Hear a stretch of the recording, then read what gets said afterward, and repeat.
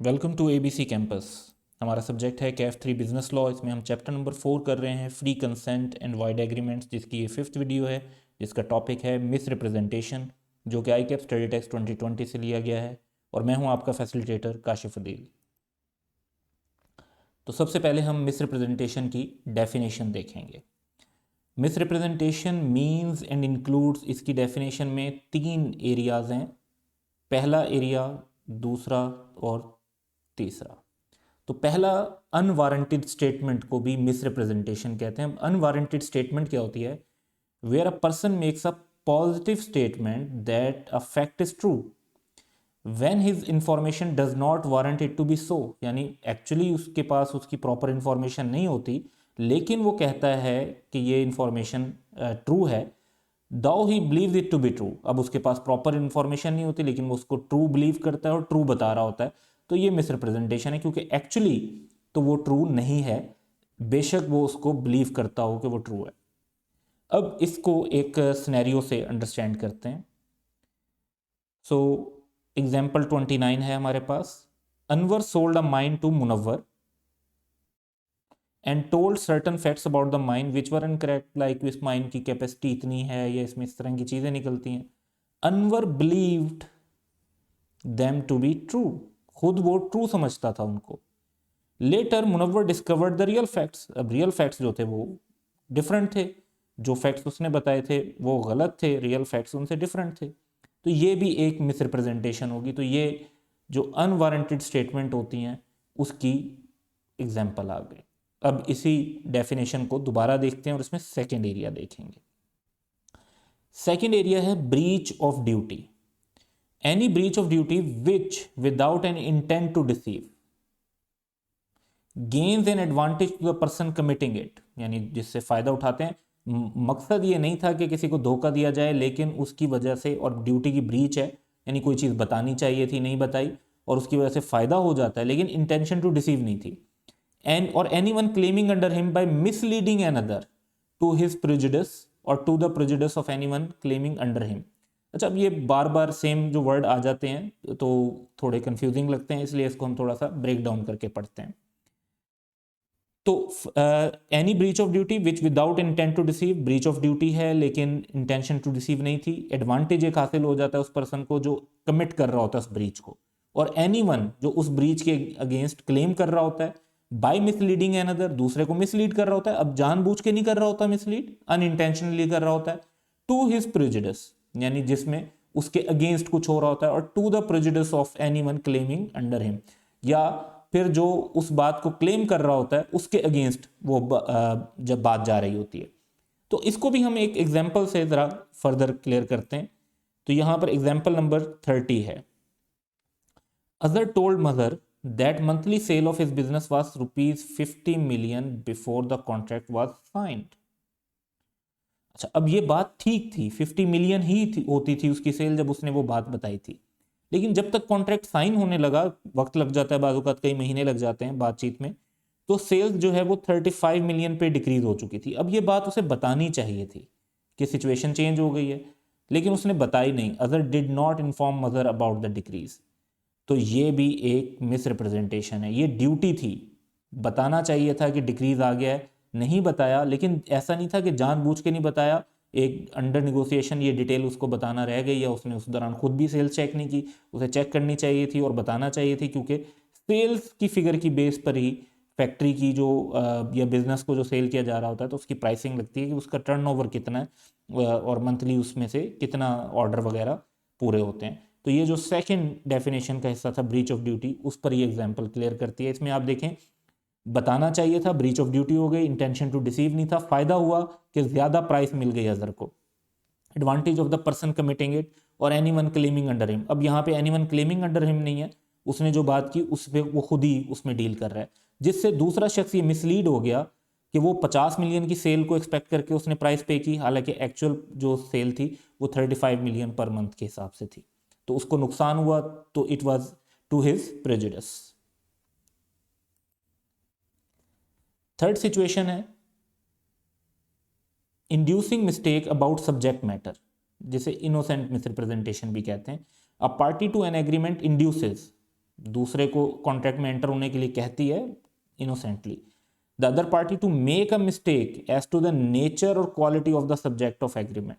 अब इसको भी एक सिनेरियो से अंडरस्टैंड करते हैं। The seller told the buyer that the bike is free from defects but there was a built in defect. अब ये बात तो सेलर को भी पता नहीं थी कि इसकी मैन्युफैक्चरिंग के अंदर कोई बिल्ट इन डिफेक्ट है, तो ये भी एक मिस रिप्रेजेंटेशन है। दूसरे शख्स को उसने नेचर और क्वालिटी के बारे में एक बात बताई जो कि गलत थी एग्रीमेंट की, लेकिन वो तो उसको तो पता नहीं था कि ये बात ठीक है, यानी उसने तो उसे फ्री फ्रॉम डिफेक्ट ही समझा, लेकिन उसमें बाय चांस या for any reason built in defect था। तो ये inducing mistake about subject matter आ जाएगी। अब अंडरस्टैंड ये करना है कि अनवारंटेड स्टेटमेंट, ट्रू समझते हुए एक बात करना जो कि गलत थी, ब्रीच ऑफ ड्यूटी करना जहां पे कोई बात बतानी चाहिए थी और बताने से रह गई innocently without intention to deceive, या एक चीज को इनोसेंटली किसी पार्टी को इंड्यूस करना एक चीज की नेचर या क्वालिटी के बारे में बताते हुए जबकि एक्चुअली वो नेचर और क्वालिटी ना हो, तो ये मिसरिप्रेजेंटेशन की डेफिनेशन में आती हैं। तो ये 3 पॉइंट्स आप मिसरिप्रेजेंटेशन के किसी भी सिनेरियो को देखते हुए देखेंगे कि इन 3 में से कोई एक भी होगा तो उसे मिसरिप्रेजेंटेशन समझा जाएगा। Essentials of misrepresentation. अच्छा, एसेंशियल्स ऑफ मिसरिप्रेजेंटेशन जो है वो अब हम बहुत ज़्यादा डिटेल में डिस्कस नहीं करेंगे, क्योंकि अगर आप इसके साथ प्रीवियस वीडियो देखेंगे फ्रॉड वाली तो तकरीबन ये सेम है। एक तो मिसरिप्रेजेंटेशन जो है पार्टी टू द कॉन्ट्रैक्ट की तरफ से ही आनी चाहिए और by anyone with his connivance और by his agent. False representation होनी चाहिए, गलत होगी तो मिस रिप्रेजेंटेशन कहेंगे। रिप्रेजेंटेशन एज टू फैक्ट होनी चाहिए, मेयर ओपिनियन जो है वो मिस रिप्रेजेंटेशन नहीं होगी। ऑब्जेक्टिव जो है वो दूसरी पार्टी को इंड्यूस करना हो without the intention of deceiving, ये बात जो है वो डिफरेंट है फ्रॉड से। और इसी तरह actually acted, the party must have acted on the faith of representation, ये बात सिमिलर है लेकिन वहां पे वर्ड है फ्रॉड के अंदर सफर्ड लॉस और यहां पर है एक्चुअली एक्टेड।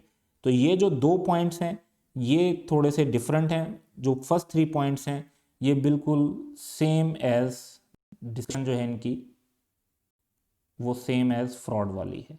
तो सेम के सेम वर्ड्स हैं, वर्ड जो है मिस रिप्रेजेंटेशन यहाँ यूज हुआ है, वहां पे वर्ड फ्रॉड आ रहा है, तो दैट्स ऑल।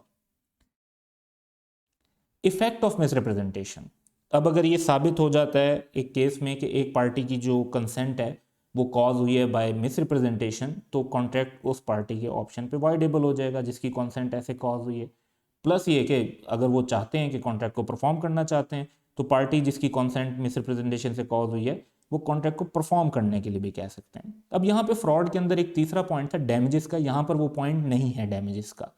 तो फ्रॉड में डैमेजेस की इंटाइटलमेंट कन्फर्म होती है, जबकि मिस रिप्रेजेंटेशन में कोर्ट डिसाइड करती है कि डैमेजेस मिलेंगे या नहीं मिलेंगे। तो डैमेजेस एज ऑफ राइट यहाँ पर अवेलेबल नहीं होते।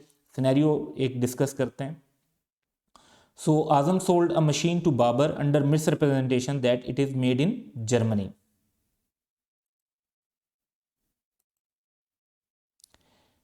The contract is voidable at the option of Babar. अब जाहिर बात है कि यहाँ पर आप कहते हैं कि एक्चुअली वो मेड इन जर्मनी नहीं थी तो मिस रिप्रेजेंटेशन हो गई। तो बाबर के पास क्या राइट है, बाबर में रिसेंड द कॉन्ट्रैक्ट और मे परफॉर्म द कॉन्ट्रैक्ट, तो वो कॉन्ट्रैक्ट को जो है परफॉर्म भी कर सकता है और कैंसिल भी कर सकता है। तो ये तो हो गया जी उसका पहला right to cancel the contract. अब डैमेजेस मिलेंगे या नहीं मिलेंगे वो कोर्ट डिसाइड करेगी। द कोर्ट मे और may not order for damages to be paid. तो कोर्ट में जब केस जाएगा तो वहां पे कोर्ट ये फैसला कर सकती है कि डैमेजेस दिए जाएंगे या नहीं दिए जाएंगे। तो डैमेजेस जो है एज ऑफ राइट अवेलेबल नहीं है। फ्रॉड में डैमेजेस की इंटाइटलमेंट होती है, मिस रिप्रेजेंटेशन में कोर्ट के ऊपर डिपेंड करता है कि वो अलाउ करते हैं डैमेजेस या नहीं करते। तो ये डिफरेंस भी है। अब हमारे पास पॉइंट है exception to rescind the contract. ये पॉइंट पूरे का पूरा सेम एज फ्रॉड टॉपिक है। तो आप अगर प्रीवियस वीडियो देख लेंगे तो सारे उसके अंदर हमने हर पॉइंट के ऊपर एक सिनेरियो डिस्कस किया था। यहां पर हम हर पॉइंट के ऊपर सिनेरियो डिस्कस नहीं कर रहे होंगे, तो ब्रीफली डिस्कस करते हैं। The party whose consent was caused by misrepresentation had the means of discovering the truth with ordinary diligence. आप आराम से अगर खुद चेक कर सकते थे एक चीज को तो फिर खुद चेक कर लेना चाहिए था, फिर मिसरिप्रेजेंटेशन की बेस पर आप कॉन्ट्रैक्ट कैंसिल नहीं कर सकते। अगर आपने कॉन्सेंट दी थी इग्नोरेंस ऑफ मिसरिप्रेजेंटेशन, यानी मिसरिप्रेजेंटेशन जो दूसरी पार्टी ने की आपने गौर से उसकी बात ही नहीं सुनी, उसके बगैर ही आप उस कॉन्ट्रैक्ट में इंटरेस्टेड थे, तो आप मिसरिप्रेजेंटेशन से अफेक्ट ही नहीं हुए। या मिस रिप्रेजेंटेशन के अवेयर होने के बाद आपने उस कॉन्ट्रैक्ट में कोई बेनिफिट ले लिया, या एक थर्ड पार्टी को ऑलरेडी वो चीज़ आप सेल कर चुके हैं for consideration and good faith, तो अब वो वापस नहीं हो सकती, या वो चीज़ इस्तेमाल हो गई है, यानी अब वो जो पार्टीज हैं वो ओरिजिनल पोजीशन पर आ ही नहीं सकती। इस आखिरी वाले की एक जो हमने फ्रॉड में भी एग्जांपल की थी, वैसी एग्जांपल अब मिसरिप्रेजेंटेशन में डिस्कस करेंगे। Ahmad sold wheat of certain quality to Hassan under misrepresentation which Hassan and his family consumed। उन्होंने वो wheat को खा लिया, आटा बना के जो भी।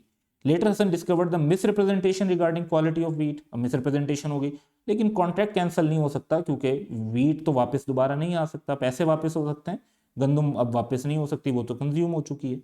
तो ये टॉपिक के लिए जो है सेम एग्जांपल्स फ्रॉड वाली भी यूज़ की जा सकती हैं, only with changing the word fraud की जगह आप मिसरिप्रेजेंटेशन कर लें। अब फ्रॉड और मिसरिप्रेजेंटेशन में फ़र्क क्या है, क्योंकि दोनों में एक फैक्ट रिप्रेजेंटेशन होती है, दोनों में फॉल्स होती है, दोनों में पार्टी टू द कॉन्ट्रैक्ट की तरफ से होती है, दोनों में ही वो रिप्रेजेंटेशन एज टू फैक्ट होती है। तो फ़र्क है एक तो इंटेंशन का, फ्रॉड के अंदर इंटेंशन टू डिसीव होती है, मिसरिप्रेजेंटेशन में विदाउट इंटेंट टू डिसीव होती है। रेमेडीज़ के अंदर फ्रॉड अगर आ जाता है तो एग्रीव पार्टी डैमेजेस क्लेम कर सकती है और कॉन्ट्रैक्ट को कैंसिल भी कर सकती है, जबकि मिसरिप्रेजेंटेशन में सिर्फ कॉन्ट्रैक्ट को कैंसिल कर सकती है, डैमेजेस सिर्फ तब मिलेंगे अगर कोर्ट की डिस्क्रेशन होगी। तो यहाँ पर यानी डैमेजेस भी और कैंसिलेशन भी, यहाँ पर जो डैमेज कैंसिलेशन तो है, लेकिन जो डैमेजेस है वो कोर्ट की मर्जी पर है कि वो अलाउ करते हैं या नहीं करते। तो ये दो डिफरेंसेस हैं फ्रॉड और मिसरिप्रेजेंटेशन में, बाकी ये दोनों सिमिलर नेचर की चीज़ें। तो इस सारे पॉइंट के बाद अब हम देखेंगे पास्ट एग्जाम्स को जो फ्रॉड और मिसरिप्रेजेंटेशन से रिलेट करते हैं। तो ऑटम 2014 में 6 मार्क्स का ये क्वेश्चन आया जो कि थ्योरेटिकल क्वेश्चन है, एंड इट आस्क्ड कि जी डिस्क्राइब करें, सिर्फ डिफाइन ना करें, डिस्क्राइब करें। अब ये देखिए फ़र्क देखें, डिफाइन होता तो आपका आंसर सिर्फ यहाँ तक रहता, तो डिस्क्राइब करें द टर्म फ्रॉड। अब ये 6 मार्क्स का क्वेश्चन था, 6 मार्क्स के लिए आप जस्ट डेफिनेशन वैसे भी नहीं दे सकते, और जो वर्ब है वो भी डिस्क्राइब करने का है। तो फ्रॉड की आपने पहले तो डेफिनेशन ही दे दी, 2 नंबर के लिए भी पूछा जाता तो फिर सिर्फ डेफिनेशन दे देते। Fraud means and includes any of the following acts committed by a party to the contract और विद हिज कन्नाइमेंस और by his agent with intent to deceive another party thereto और his agent और to induce to enter into a contract. तो ये तो आगे जी definition. फिर कौन कौन से एक्ट्स फ्रॉड होते हैं जिन्हें हम फ्रॉडलेंट एक्ट्स कहते हैं।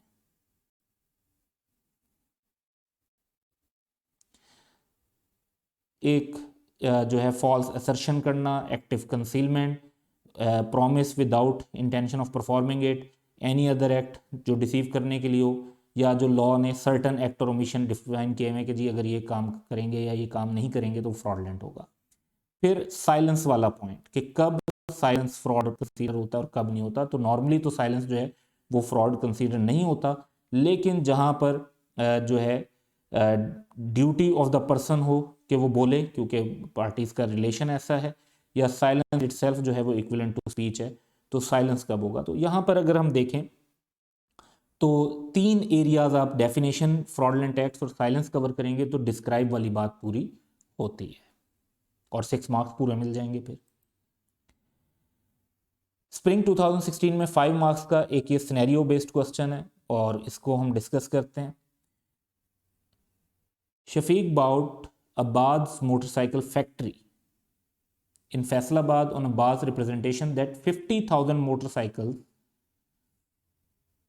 are assembled at his factory annually. Shafiq later found that factory has a capacity to manufacture 35,000 motorcycles only per annum. तो 50,000 और 35,000 काफ़ी 30% का डिफरेंस है। Shafiq now wants to rescind the contract on the ground that his consent was obtained by misrepresentation. Under the provision of Contract Act, list the circumstances under which Shafiq may not be able to rescind the contract.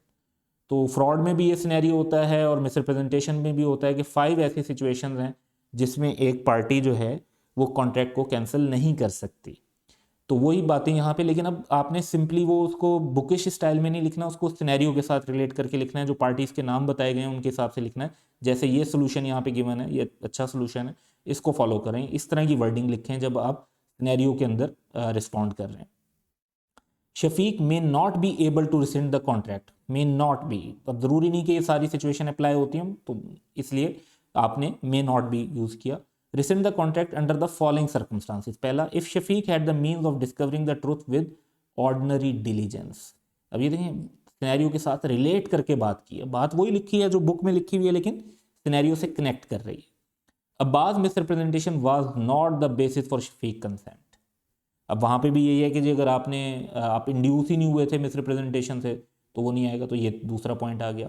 या तीसरा point होता है कि जी जब aware हो जाते हैं misrepresentation या फ्रॉड के और फिर बेनिफिट ले लेते हैं। After becoming aware of the misrepresentation Shafiq may have taken benefit in the contract. अब आप ये देख रहे हैं कि आंसर किस तरीके से पार्टीज जो सिनेरियो है उसको इनकॉर्पोरेट कर रहे हैं, यही आपने भी लिख लिख के कोशिश करनी है, इसको प्रैक्टिस करना है। If an innocent third party had acquired for consideration and in good faith some interest in the property, अब आप कहते हैं जी फैक्ट्री जो है वो शफीक अगर आगे बेच चुका था तो ये वाला भी अप्लाई हो जाएगा। Shafiq and Abbas can not be restored to the original position.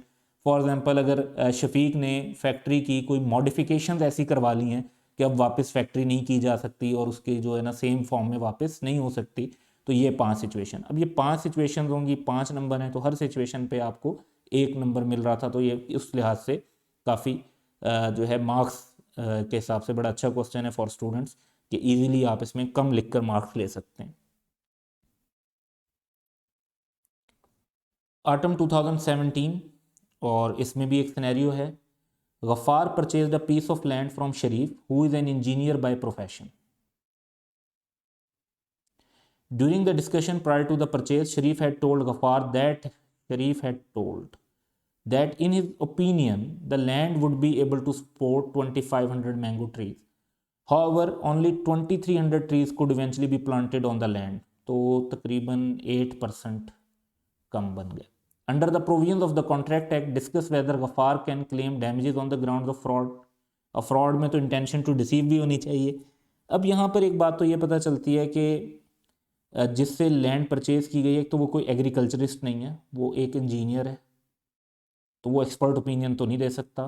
फिर उसने क्लियरली ओपिनियन दी है, और उसने ओपिनियन जो दी है वो ओपिनियन जो है वो फ्रॉड नहीं होती, ये रिप्रेजेंटेशन एज टू फैक्ट होनी चाहिए। जस्ट ओपिनियन जो है वो फ्रॉड कंसीडर नहीं हो सकती। तो रिस्पांस जो है ये 3 मार्क्स का क्वेश्चन है। रिस्पांस इसमें यही होगा कि it is generally an opinion और ये फ्रॉड नहीं लग रहा, लेकिन अगर ये साबित हो जाता है कि इंटेंशन टू डिसीव के साथ ये बात की गई थी, फिर जो है वो ये फ्रॉड समझा जाएगा और फिर उसके डैमेजेस भी क्लेम हो सकते हैं। क्योंकि बात ये कि डैमेजेस क्लेम हो सकते हैं यानी ऑन ग्राउंड ऑफ फ्रॉड, ये बातें पूछी गई हैं। Sharif statement that in his opinion the land could support 2500 mango trees clearly indicated that he was not sure about it and was just giving an opinion. Therefore, unless Ghaffar can show that the statement was made with the intention to deceive, cannot claim damages on the grounds of fraud. तो 3 जो बातें हैं वो answer के अंदर ये reflect होनी चाहिए। वर्डिंग आपकी थोड़ी सी डिफरेंट भी हो सकती है।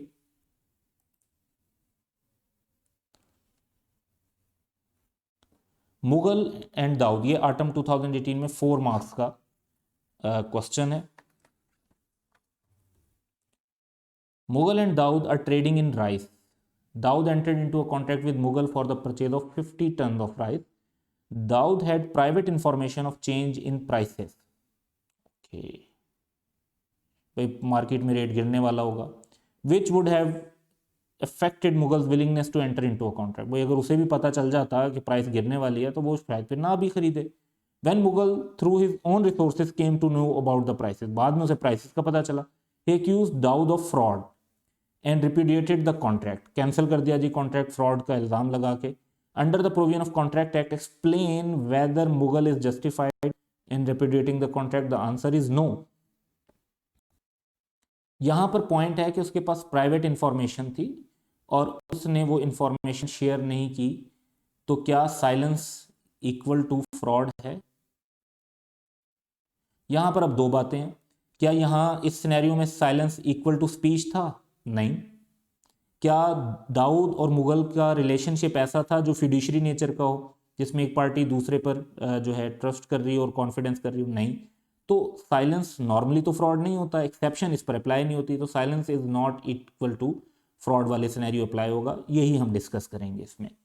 No Mughal is not justified in repudiating the contract.